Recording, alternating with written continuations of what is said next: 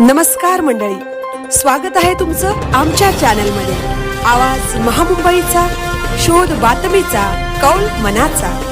चला तर मग आमचे चॅनल लाईक करा, शेअर करा आणि सबस्क्राईब करा. धन्यवाद. श्रीवर्धनमधील विळास आगर येथे शेतकरी मेळावा संपन्न. दापोली कृषी विद्यापीठातील विख्यात डॉक्टरांचे बागायतदारांना मार्गदर्शन.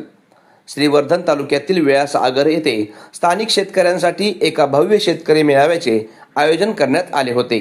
राकेश शेलार यांच्या पुढाकाराने झालेल्या या मेळाव्यात दापोली येथील विख्यात कृषी तज्ज्ञांनी शेतकऱ्यांना आधुनिक शेती आणि बागायतीचे तंत्र समजावून सांगितले. या मेळाव्याचे मुख्य आकर्षण ठरले ते म्हणजे दापोली कृषी विद्यापीठातून आलेले विख्यात कृषी अधिकारी.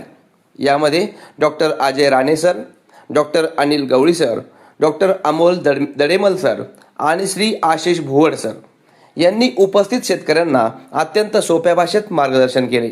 आंबा, काजू, फणस, सुपारी आणि तुळस यांसारख्या पिकांसाठी जमीन कशी असावी, कोणत्या मातीत कोणते बियाणे रुजवावे आणि पिकांना नक्की कोणते खत द्यावे याचे सखोल मार्गदर्शन तज्ज्ञांनी केले. इतकेच नव्हे तर शेतातील पिकांपासून आयुर्वेदिक औषधे कशी तयार करावीत याचीही माहिती यावेळी देण्यात आली. या मेळाव्याला विळास आगर गावातील संतोष शेळकर, कृणाल मुरकर, संतोष रहाटे, धोंडू नाईक, जनार्दन नाईक, रणजित मुरकर, चंद्रकांत नाईक, संदीप लाड, प्रदीप मुरकर तसेच महिला शेतकरी विद्या भाटकर, स्नेहा मुरकर, शरयू तोंडलेकर, मनीषा शिळकर यांच्यासह असंख्य शेतकरी बांधव मोठ्या संख्येने उपस्थित होते. दापोलीच्या कृषी अधिकाऱ्यांच्या या बहुमोल मार्गदर्शनामुळे विळास आगरच्या बागायतदारांमध्ये आता एक नवा उत्साह पाहायला मिळतोय. आवाज महामुंबईचा चॅनलसाठी संदेश घोलप, श्रीवर्धन. त्यासाठी 45 किंवा 60 या गोष्टींच्या लागवड करायची आहे. त्याबरोबर बुजलेलं जे शेणखत आहे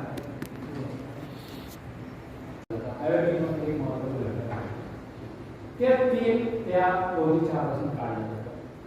गवती चहाचे पान आपण काढून विकले, ड्राय करून विकले तरी ते मार्केटमध्ये 50 रुपये किलोने वगैरे विकले जातात. तेल काढून विकलं तर आपल्याला 1000 रुपये, 2000 पर लिटर आपल्याला तेलाचा भाव मिळतो. तर हे गवती चहाची शेती कशी करायची?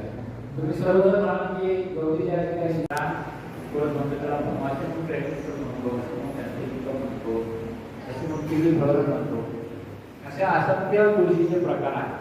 तर तुळशीमध्ये काही तुळस अशा आहे की त्यात तेल काढतात म्हणजे सुगंध आहे. त्या तुळशीपासून तेल निघतं, त्यांना आपण सुगंध तुळस म्हणतो. आणि दुसऱ्या अशा काही तुळस आहे की त्या तुळशीचे पानं आहे. केळकर बायोडॅश कंपनी मोठ्या आहे पुण्यामध्ये. तर तुम्हाला जे तेल किंवा काय ड्राय प्लांट मला ते बायोडॅक गॅरंटी आपल्याकडे एक पॉझिटिव्ह गोष्टी आहे. त्यामध्ये दुसरं म्हणजे लेबर खर्च आहे जो कमी असतो. केल्यानंतर गवती चहाची लागवड कशी केली जाते त्यामध्ये साधारणतः आपण सरीवरमा घेतो.